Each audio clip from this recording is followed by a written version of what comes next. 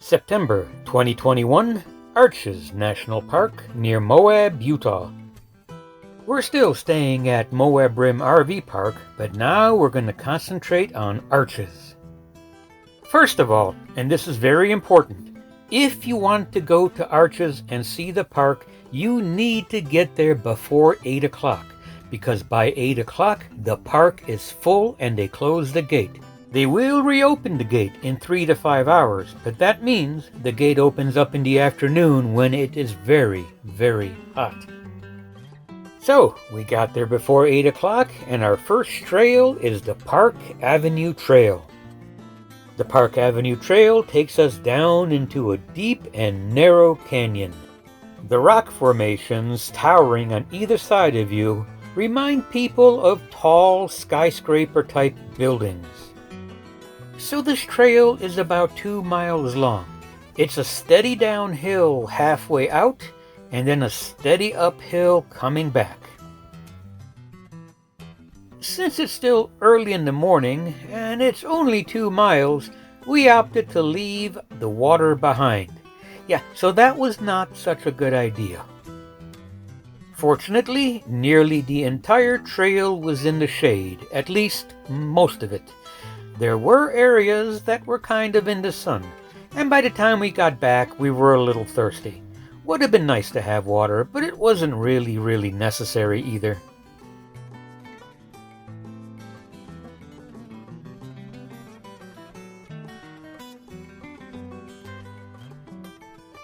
This trail is listed as moderate.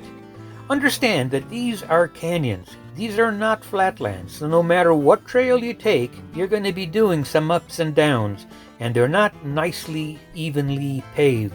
Be ready to do just a little bit of a hike. But no matter which one you do, or how difficult it is, I found that at the end, the result was worth the walk.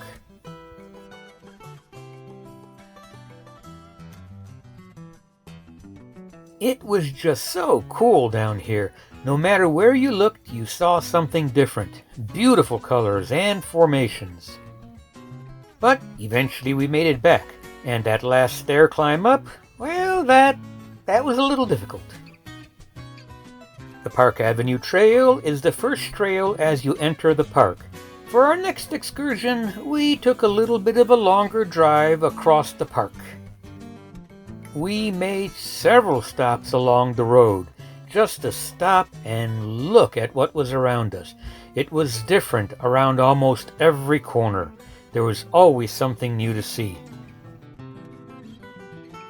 All of these rock formations seem to have names. I don't know who named them, but they have names. So I decided I should name one too. This is Proud Man Standing. I named him.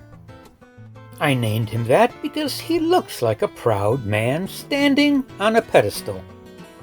If you look closer, you'll see his eyes, his nose, his mouth, and he looks like he has his arms folded across his chest. If you look down below his waist, you can see one leg on one side and one leg on the other side of what appears to be a pedestal sticking straight up from the ground. Some people look at this and think he has 3 legs, but he doesn't, and that's why he's called Proud Man Standing. A little ways down the road from Proud Man is Balanced Rock. This is a great area to do just a little bit of rock climbing. On this side of the rock formation, you can climb it. It's a little steep, but it can be done.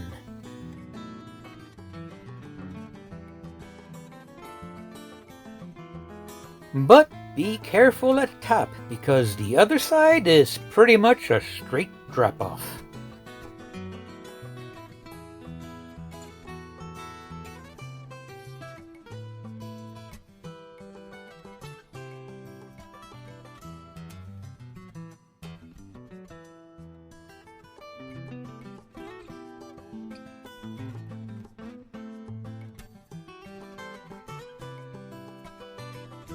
Okay, so now it's my turn. Now, I've mentioned this before and I'll mention it again. I am terrified of heights. And one of the reasons I do this is to force myself to get over it, or at least to face it and deal with it. Sometimes that's easier said than done. I enjoyed going up, but it was very nice to come back down again as well. You can do a lot of rock climbing at this park, but boy, you better have good shoes because you don't want to slip.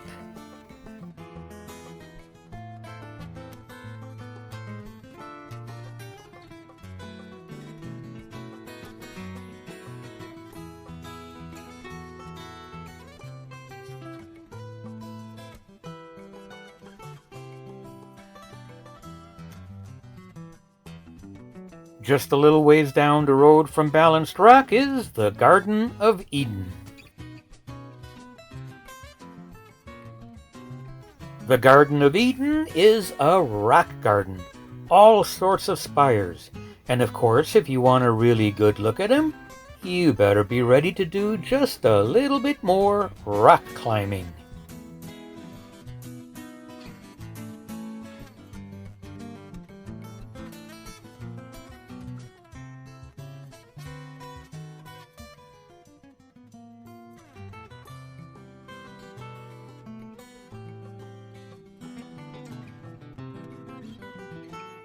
Okay, my turn. You know, I really do like these climbs. This is fun for me. My shoes are grippy, and it's fun to climb along. It's just getting close to the edge of a cliff that bothers me.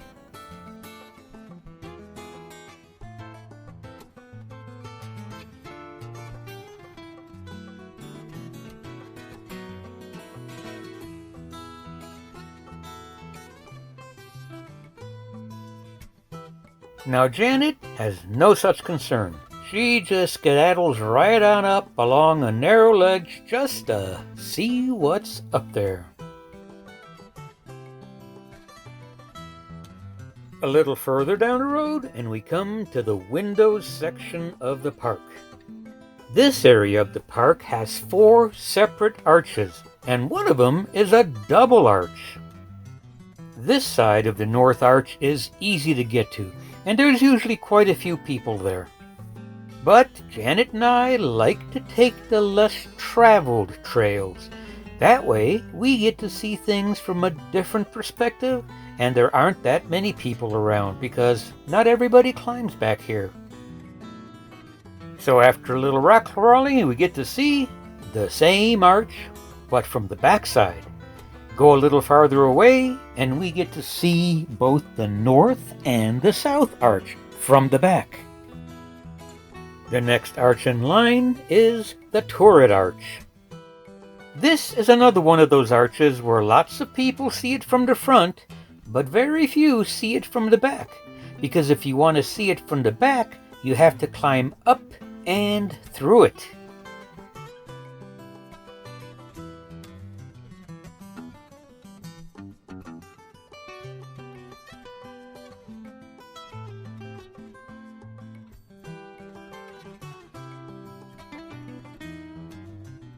Okay, I think I might have gone just a little too far on this one, and it was time to turn around and come back down before I killed myself.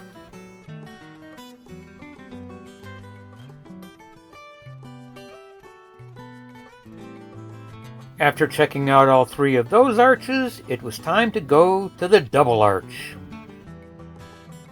Getting up close to the base of that arch is a fairly simple walk, and lots of people take it. This is about where most people stop, and the view is just spectacular. Of course, you can get a little closer if you really want to.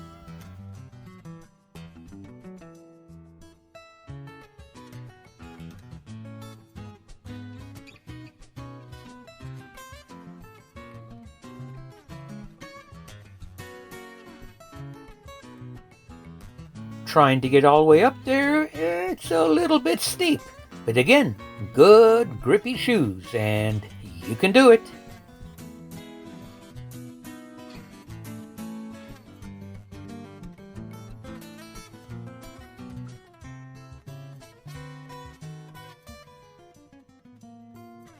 And once you get here, you have a view that's just a little different from what everybody else down there can see.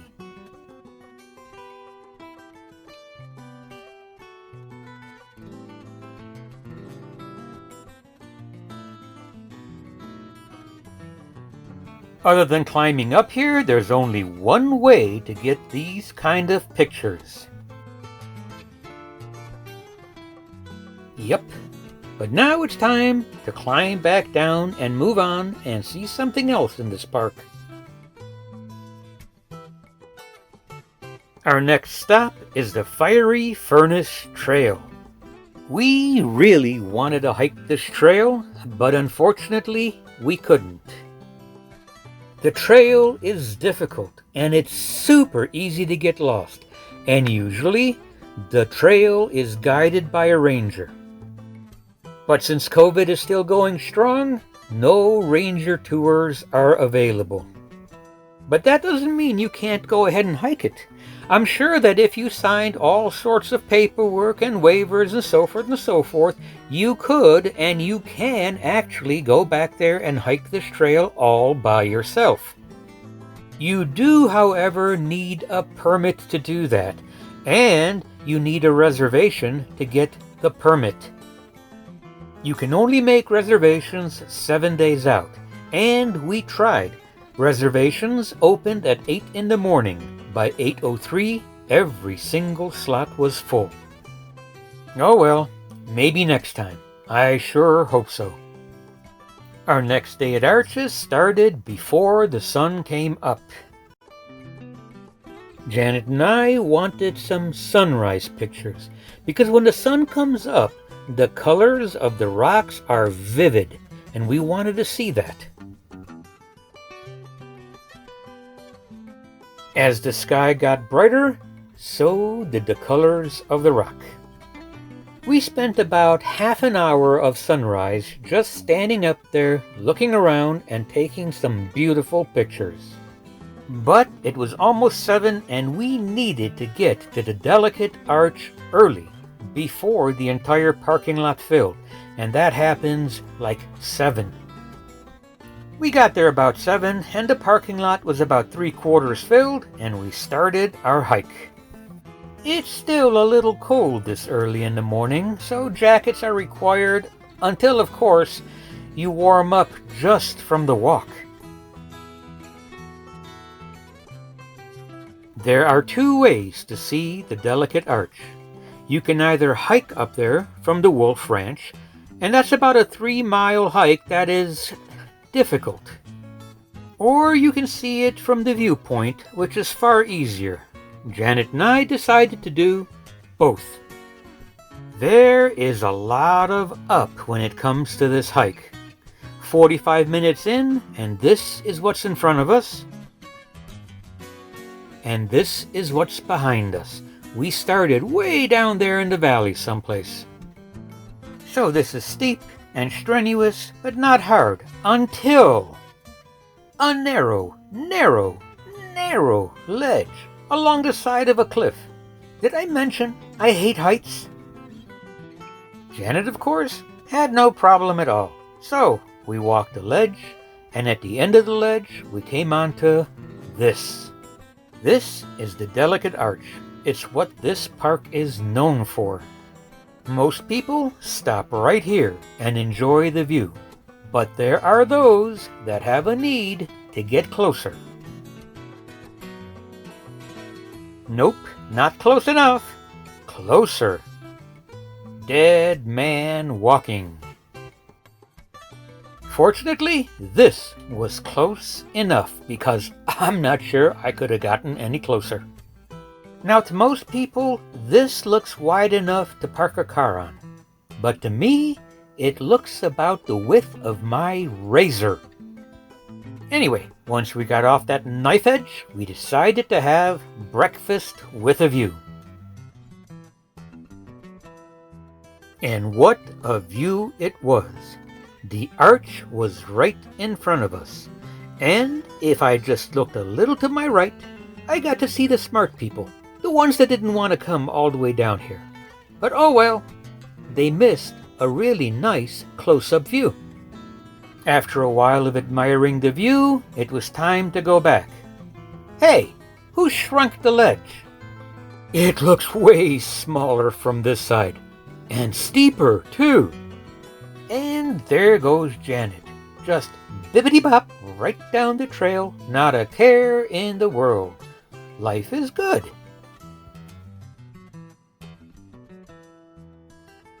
Now it's my turn. Note how I stay very, very close to the wall.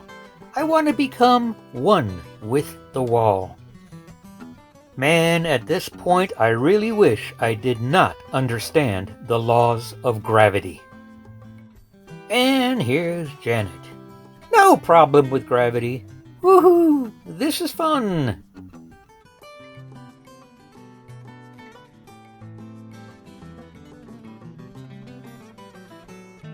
Okay, finally off the cliff face, and now we need to walk back down into the valley. Because how else could we possibly get to the bottom of another long climb up to see the delicate arch from the backside? Yep, that's the same valley down there, only about 3/4 of a mile up from where we actually came down. And there's the backside of the arch. We were up there. Yep, it's a cliff, and that's where we were. But before we could break for lunch, we still had a few things to check out, like these petroglyphs. This was a fairly small panel in comparison to others we've seen, so we moved on to the Wolfe Ranch. I always like checking out these old ranches. It's amazing how people lived way back when.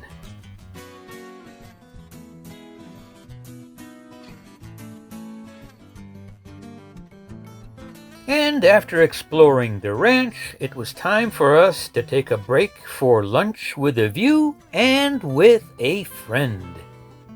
This was a late lunch, and since we have to get up early tomorrow, it's time to go home. We hit the park the next morning at 6:45 to wait in line to get in, and started our first hike at 7:45. And yes, it was still really cold.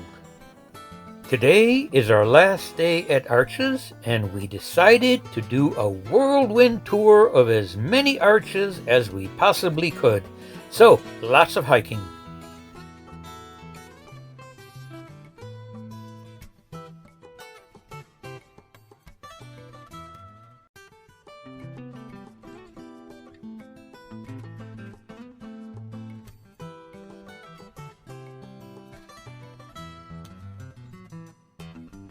So, arch number 1. This is the Broken Arch. To get here, you start at the Sand Dune Arch, which we haven't seen yet, and hike down the Broken Arch Trail. For the most part, this trail isn't bad.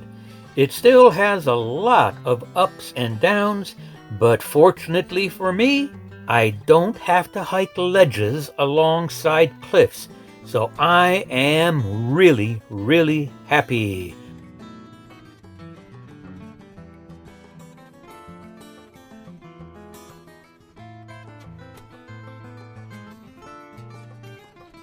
In the case of the Broken Arch, we not only got a chance to see it from the front, but after just a little bit of hiking, we got to see it from the back as well.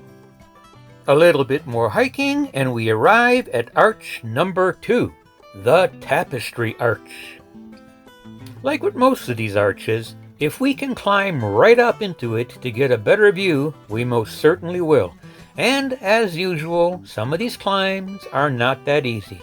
This is a considerably long way up along the slick rock, but once you're up there, you really get a beautiful view of not only the arch, but also of the valley in front of you. Usually, I just don't feel that these videos really give you an idea of just how steep some of these hikes are.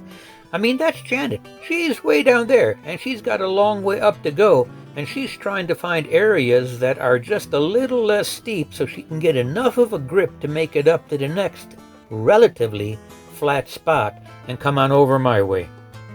Every one of these climbs that you finish, you gain this sense of accomplishment. That, and your legs get just a little bit more sore.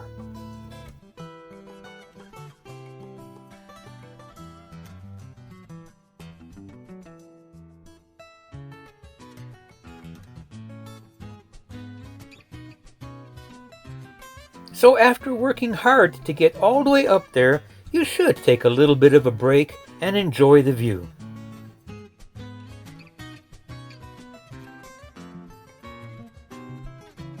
From here, it's just a hop, skip, and a jump, and a fairly long hike to take us to arch number 3. Yep, that's a long way up. It's kind of steep. It's a nice narrow canyon, and the breeze is actually making it colder than it should be. We're still wearing jackets. Again, picking your trail is important, and it's nice if you can hang on to the cliffside in front of you so you're not freehanding it all the way down.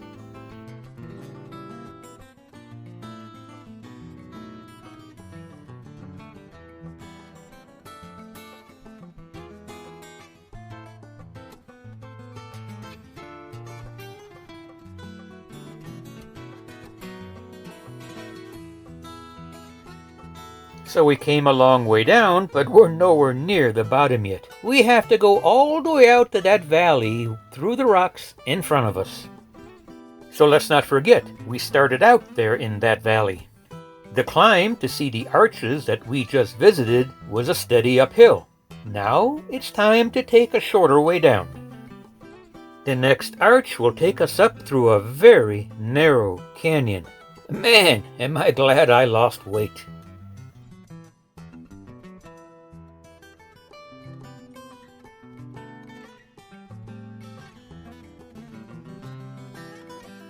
Once you get past this narrow section, the canyon opens up enough to be a very comfortable but sandy walk. And just a short walk up the canyon takes us to arch number 3, the Sand Dune Arch. If we had started with this arch, we would have taken the entire hike in the shade, and it was way too cold to be in the shade. So we've been hiking for nearly 3 hours, and now it's time for lunch with a view, and a little rest before we move on to even more hiking and more arches. So, after a nice leisurely lunch, it was time to hike some more. We're now hiking the Devil's Garden. The first stop on our Devil's Garden hiking tour brings us up to the Tunnel Arch. This makes arch number 4 for today. After admiring this arch, the hike continues and takes us on to the Pine Tree Arch. The 5th arch, the Pine Tree Arch, is a lot nicer than the last one. We get up close and personal with it, and we always prefer that to seeing him off at a distance. And so the hiking continues, and along the way we see this arch, arch number 6, which is the Partition Arch. This is as close as we can get to this one. But just a ways down the road is the Landscape Arch. The Landscape Arch is the 7th and last arch we get to see for today, and it's the last arch we get to see in this park. Our time here at Arches National Park sadly came to an end. We still have many more arches to see and many more hikes to make, but maybe we'll make them the next time we show up here. So, just some final words of advice if you plan to visit Arches. This is the line of traffic at 7 o'clock in the morning. It's a safe bet that by 8:30 this morning, the park will close because it will be full. It will not reopen until later on this afternoon. Also, at least a month out, start making inquiries about what reservations you may need inside the park. That would be reservations needed to simply enter the park, or reservations needed to hike specific trails. And so with that, we have completed our stop here at Arches. But we're not leaving Moab just yet. We still have a few things that we want to see and a few things we want to do. So as usual, if you check out our description below, you'll see a link to every place we went to so you can find it on your own.